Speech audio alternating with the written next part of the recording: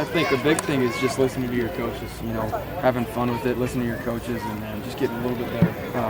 And just to kind of be around them, let them see the energy, the positivity and stuff like that. You knew how much kids looked up to you when you were at Oklahoma. Now that you're in Cleveland, now that you're having things like this, does it almost blow your mind? It does a little bit, coming back here and almost every kid has a headband on. So you don't provide those? They were doing that on their own? Well, I think the camp might have, but without my knowledge. No, it's really a blessing to be in the position I am right now, and so pretty thankful. You ever think about how the Browns are now a hot team and that coincides with you showing up? I said it before the draft last year, the team needed a mentality of, we're tired of losing, we're tired of that. And so we had all the right pieces. We had great players, and it's about, what kind of team we were going to put it together and find out week by week who we were going to challenge. Baker, you had a rabid fan base here at Oklahoma. Can you just kind of describe how it relates to what you have in Cleveland? I love the fan base here, I always will, but Cleveland's a different animal. I mean, it really is. It's a football town. I think the Thunder take a little bit away from here, even though the Cavaliers and Indians in Cleveland, but it's a football town. I mean, it's a lot of fun to play there. A little bit better at everything. There's a few things I'm working a lot harder at, but just overall, a couple percentages better on everything, improve, and then winning is the most important thing. So just building chemistry with the guys and getting that timing and getting on the same page, because that's one of the greatest things we did here at Oklahoma, and people underestimate that. Because at Oklahoma you're around the same coaches for a few years, and then in the pros you get a bunch of guys from different backgrounds and have been around different coaching, and some guys are very important. When you were contacted, Baker, by the NFL people about that NFL 100 video, did you understand the magnitude of what that thing was going to be, and what was that experience like?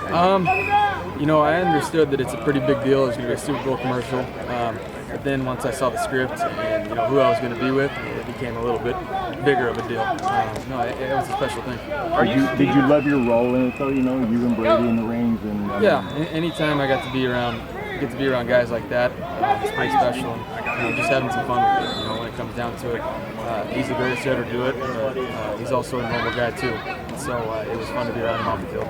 Are you steeped in the history of the league in a big way? For instance, I think in that commercial, Franco Harris reenacts the Immaculate Reception. I mean, did you even know about that? Oh yeah, absolutely. I'm a football fan growing up, so watched enough videos and heard enough stories about all that.